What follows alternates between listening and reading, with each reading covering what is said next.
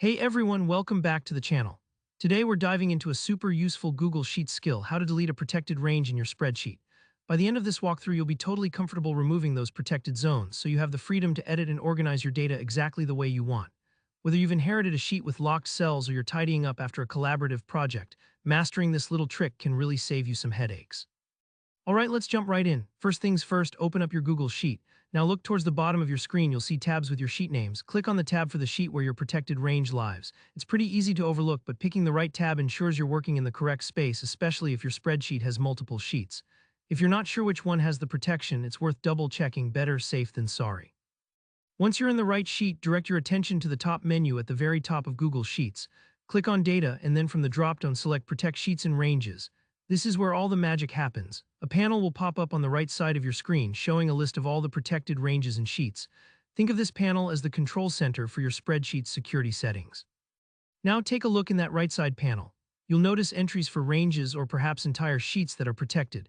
If there are quite a few entries, don't feel overwhelmed. Just scroll through and find the specific range or sheet you want to remove protection from.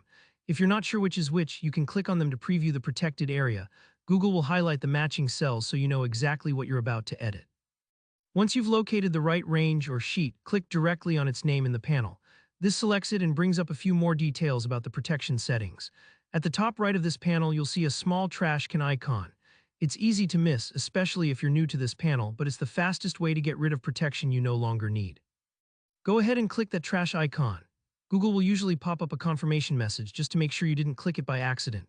After all, removing protection can open your sheet up to edits, and they want you to double-check you're ready for that. Simply confirm your choice when prompted, and that's it. The previously protected range or sheet is now unlocked and free for you or your collaborators to edit as needed.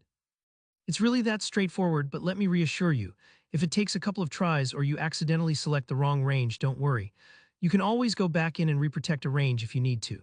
Take your time, and remember that Google Sheets will visually guide you as you click, highlighting protected areas so you're always sure of your actions.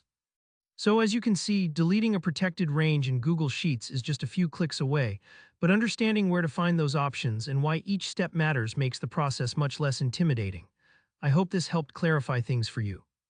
If you found this tutorial helpful, be sure to give it a thumbs up and drop a comment if you have any questions or if there's another Google Sheets topic you'd like me to cover.